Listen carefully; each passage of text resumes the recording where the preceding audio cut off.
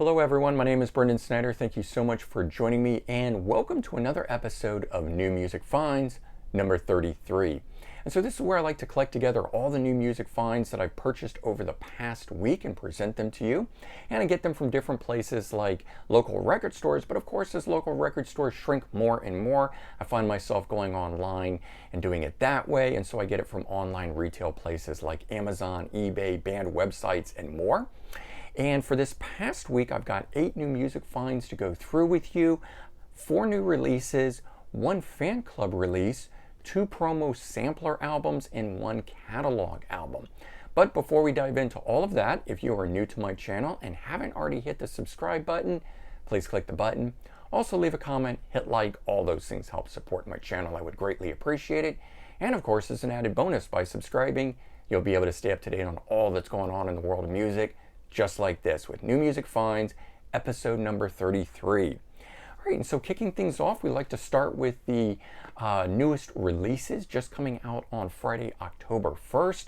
And the first one to talk about is Black Sabbath, Technical Ecstasy, the Super Deluxe Edition box set of their 1976 album. This thing here is really cool in my opinion. Was their 7th studio album at the time, and it continued the band's shift and separation from the previous doom and darkness that was so prominent on their previous albums. This features 4 CDs, 60-page hardcover book, and also a tour program replica and poster in it. So beyond just the music, you're getting a couple cool pieces of memorabilia as well in here. And to me, that always puts these over the top when you get a little something extra like that. But the music, of course, is what we're all here to talk about or to hear. So disc 1 is the album remastered, and it's a new remaster from 2021. So not the 2016 one that was out previously, and it's got a bit of a brighter sound on it than that one too. Disc 2 is a new remix done by Steve Wilson, also 2021, and he's the guy that's been doing remixes for bands like Yes, Jethro Tull, Gentle Giant, and so many others out there. And this one here, the instrumentation on it is less muddy. In particular, the bass itself has a much cleaner sound, and I find myself actually enjoying the new mix better than the original mix on it. So you'll have to check it out and see what you think. Disc 3 is an outtakes and alternates disc and features a remix by Steve Wilson as well, so you get nice clean sound on that. And disc 4 is live, which spans the years 76 to 77 while they were out on tour for this album, and features 10 tracks. And so this is like previous box sets from Black Sabbath, and it just lifts right off the top like this, and you've got the book right on top. And then if you pull the book out of it here, you can see that actually I've got the inlay card that comes on the back there, but you can see the tour program and underneath it poster and stuff like that. So all the stuff is in there. I have done a full review of this box set, including an unboxing and everything, and I'm going to leave a link in the description below if you want to see the whole thing like that. Next one up though goes to Roger Taylor, Outsider. Roger Taylor is the legendary Queen drummer, so out doing his 6th solo album here, and first in 8 years since 2013's Fun on Earth. And this one here was recorded mostly during the pandemic, as so many of these albums are that are coming out now. The one good thing about the pandemic and the lockdown was it gave musicians a lot of time to record new material, so we're getting a lot of great stuff like that. Didn't think we'd be getting another Queen one from Queen drummer Roger Taylor, but a solo album from him, and we got it. And the theme of this centers on isolation, which of course makes sense during the pandemic and whatnot. But what I found interesting about the album itself is it's very atmospheric. It has an ethereal sound to it. Really, really nice. Just unexpected how good this album is, and would highly recommend checking it out. This is the front cover, of course, but I wanted to just show you that. Got a great shot there of Roger Taylor on the inside and the outside. It's got a good little booklet on the inside with a couple extra photos and lyrics and things of that nature in it. So definitely worth checking out if you were a fan of Roger Taylor or Queen. All right, next up is Quicksand, Distant Populations. This had come out a few weeks earlier via digital streaming, and then the CD came out a few weeks after that, so I'm finally getting the CD copy of it. It is the 4th studio album, and this is from the post-hardcore New York City band. They originally formed in 1990 and put out a couple albums and then broke up. They reformed in 2012 and put out their 3rd album in 2017, which is why there's only been 4 albums in 31 years that this band has been around. But they sound as good as they did all the way back in 1990. So if you were a fan of Quicksand back then, definitely worth continuing to listen to them. If you don't know who Quicksand is, you should check them out. If you like the band Helmet, I think you'd really enjoy this, part of the alternative rock scene and all of that sort of stuff. But Quicksand, always one of my favorites from back in the day. Okay, the next one goes to Sami Yaffa, The Innermost Journey to Your Outermost Mind. Always found that to be an interesting title. Debut solo album from him. And this is the bassist who has played with Hanoi Rocks, Michael Monroe Band, and all of Michael Monroe's side projects, New York Dolls, and Jet Boy. So a lot of really great bands that this guy's been a part of. If you're a fan of any of those bands, this album sounds a lot like those releases. He just continues right on with it. He plays bass, guitar, sings on this. I think he does everything except drums. So just shows what a talented musician he is. But very, very, not surprised, but I guess pleasantly surprised how good this is and how much I've been enjoying this release. Okay, then I've got 2 purchases from eBay. First one goes to Guns N' Roses Use Your Illusion Sampler, which came out in 1991. Nothing on the back side, just the sticker on the front side of it.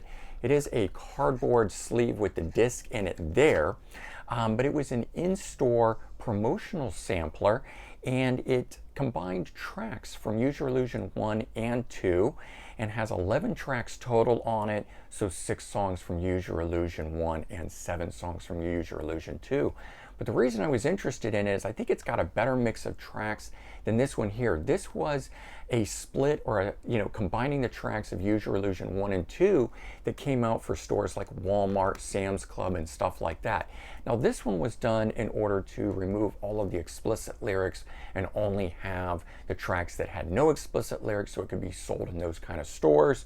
This one here doesn't worry about that. It also doesn't put them in sequential order the way that the one from Walmart does. This one mixes it up and it alternates between each album, and I think it's got a far better mix and running list than the one that is from Walmart. So I had to pick that up just for an official sort of thing that I could listen to. When I don't want to listen to both of the Use Your Illusion albums, I now have that.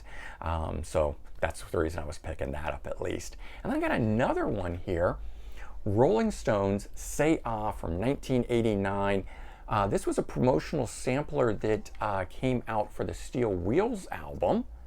That's the inside of it. So just an inlay card, no sleeve that pulls out or anything like that.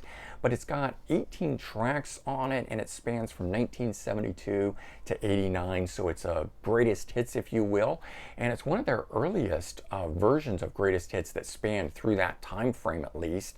This does feature one B-side on it from Mixed Emotions, and it's the song Fancy Man Blues, which was previously unreleased at the time.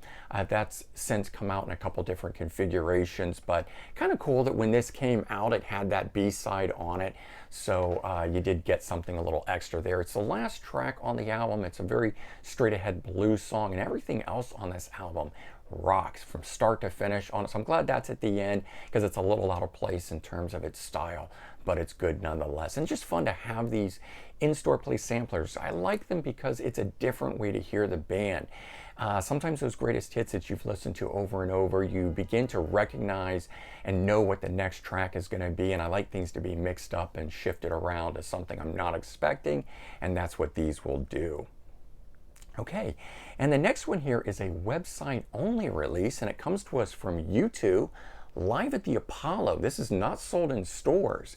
So this thing here is a one of their annual special gifts to fan club members. So once you become a member of their online website or portal, a subscriber to that, they send you this as a thank you, and they do this every year. So this is this year's here, and what it is U2 did a one-off special concert for Sirius XM Radio. Of course, it was live at the Apollo in New York City and recorded June 11th of 2018, so before the pandemic. And for this, the band put together a special 18-song set list just for this show here, and it was to honor the Apollo Theater and the legacy of performers like Louis Armstrong, James Brown, Ray Charles, Aretha Franklin, and all of that. So very interesting. It's not just the same live tour that they've done. If you had seen them out on tour for the Joshua Tree or Innocence and Experience and vice versa, those tours that were going on at that time, the show for this is something different. But this thing here is very cool.